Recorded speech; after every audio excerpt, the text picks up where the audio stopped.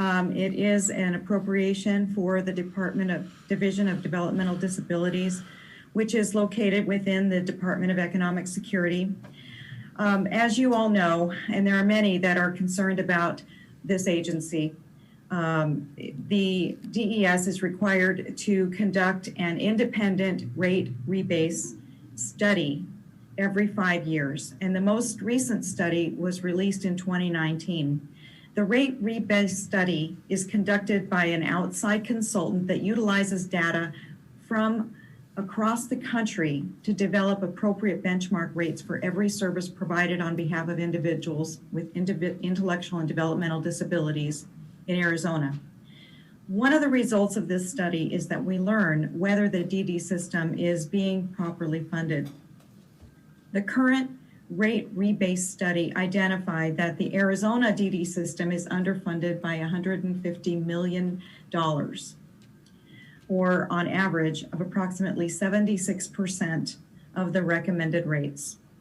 To give some context, the previous 5-year study found that the Arizona DD system was underfunded by $50 million. The system became $100 million worse off in just 5 years. As we are only 3 years away from the next study, many in the DD community anticipate that the system will be underfunded in excess of the current $150 million. So the question many of us are asking is, how did this happen? The Great Recession forced a 15% reduction in reimbursement rates across the board. And while there were yearly efforts to incrementally restore funding for the DD community, that effort got sidetracked when this legislature had to redirect available funds to address increases in the minimum wage that resulted from the passage of Prop 206 in 2016. So we were forced to ignore the broader DD system funding needs. I appreciate that several members of this committee will point out that the legislature has made a significant investment in DD funding, yet the services required are truly labor intensive. We just can't automate ourselves out of this. The underfunding of the DD program has caused significant shortages in the direct care workforce. I'm deeply concerned that as the eligible population continues to grow, the availability of services will shrink as we won't have the staff to provide the care. These are not easy jobs, and it requires competitive wages to entice individuals into this line of work, which, to be candid, is just not for everyone. As everyone knows, I'm not a big spender, and I'll always support efforts to be good stewards of taxpayer dollars, but taking care of individuals with intellectual and developmental disabilities is a moral obligation that I believe we all take seriously. I believe DD funding is not a partisan issue, as so many of us advocate for additional funding each year, regardless of political party. SB 1355 is a step in the right direction, as it is designed to establish a 3-year commitment to reduce the amount that the system is underfunded. The Senate majority budget has $15 million set aside for DD funding. I'm hoping that this bill, as a catalyst, with this bill, we can do better this year and over the next 2 years. We know that the previous rate rebase study, the underfunding of the system, only gets worse if we don't act now. And I appreciate, again, your consideration. Thank you. Thank you, Senator Bartow. Any questions?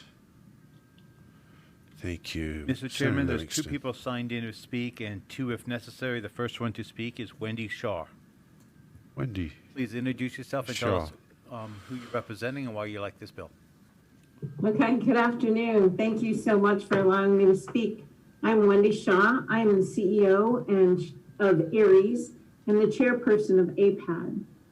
I want to thank you all for the support that you've provided our community in the past. And I realize that the state puts a lot of money every year into the system, but I want to make sure this committee knows that most of that funding has not gone into provider rate increases. Most of the funding provided every year goes into capitation. This is used to pay for services for new people entering the system or to pay for expanded services for people already in the system. The reason we come to you and appreciate Senator Barto for running Senate Bill 1355 is that we need funding that will increase the rates for the services that we provide. I need funding to help me recruit for our 72 open direct care staff positions. I need funding to pay the additional $82,000 in unemployment insurance costs and the 20% increase that I'm expecting in my liability insurance policy. I need funding for the increased rates that we see across our 68 group homes.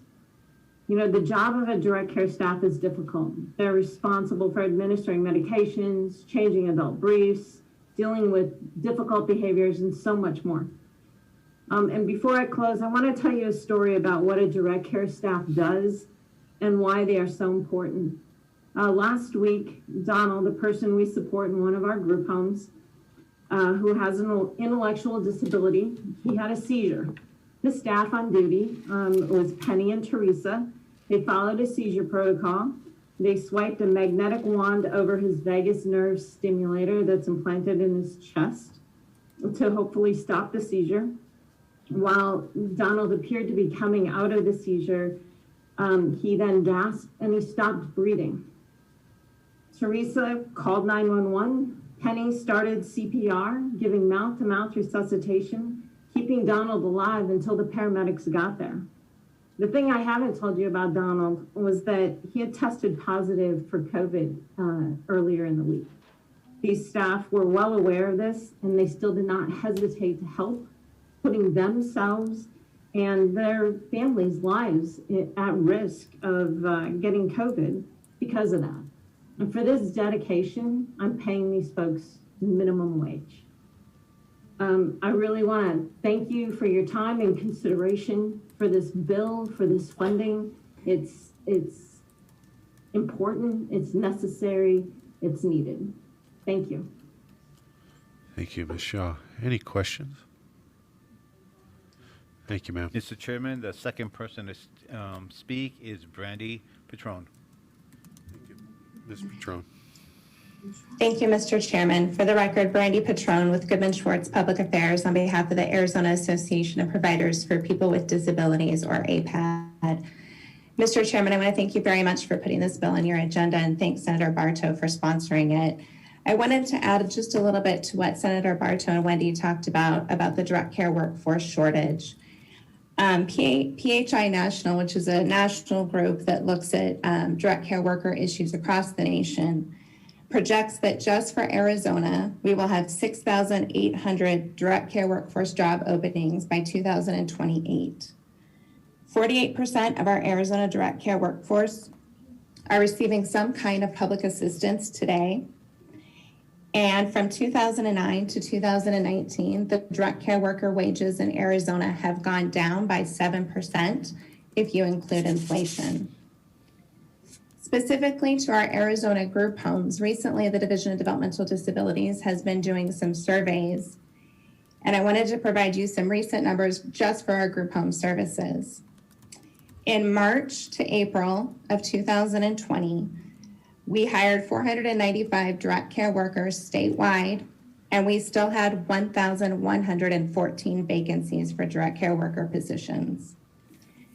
In August to September, we hired 561 direct care workers, but we still had 1,209 vacancies for direct care worker staff.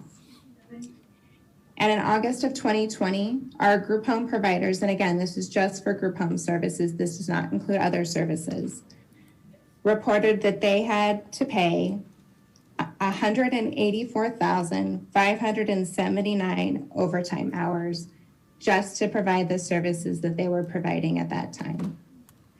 Mr. Chairman, members of the committee, we appreciate your consideration for this bill, and we hope that you will pass Senate Bill 1355. And I'd be happy to answer any questions. Thank you, Ms. Patron. Any questions? Mr. Chairman, Thank two you. people as needed. Yes, sir. Anybody need to speak to who? Kyle Sawyer and Katie Burr. Anybody need to ask questions?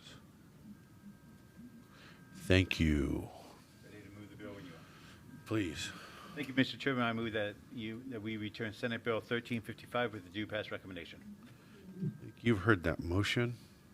Those in favor, Madam Secretary. Senator Alston, Mr. Chairman, this is Leila Olson from Legislative District 24, and I vote aye on Senate Bill 1355. Senator Alston votes aye. Senator Bowie, Mr. Chairman, this is Senator Sean Bowie voting aye on Senate Bill 1355. Senator Bowie votes aye. Senator Kerr, Aye. Senator Livingston, Mr. Chairman, may I explain my vote? Please. Mr. Chairman, I'm going to make a statement regarding minimum wages and the negative effect of minimum wages. When minimum wages are passed, it was told in Arizona that this would have no effect on the state of Arizona. And obviously, one of the reasons these folks are here is because of minimum wages increases. Not only what they have to pay the starting person when they start out, that they can't even hire because of shortages, but the people that have been there 1 year, 2 years, or 3 years may be getting the same amount. There is truly a very negative side of minimum wage increases, which is just not based on the capability of the people you are hiring. And it affects every type of business across the state, from DD providers to restaurants to bars to hotel workers to city employees and everybody. And just for that reason alone today, since I know this bill is going to pass, Mr. Chairman, I'm voting no. Senator Navarrete, This is Senator Troy Navarrete voting aye on Senate Bill 1355. Senator Navarrete votes aye. Senator Otondo, Senator Otondo votes aye on SB 1355. Senator Tondo votes aye. Senator Townsend,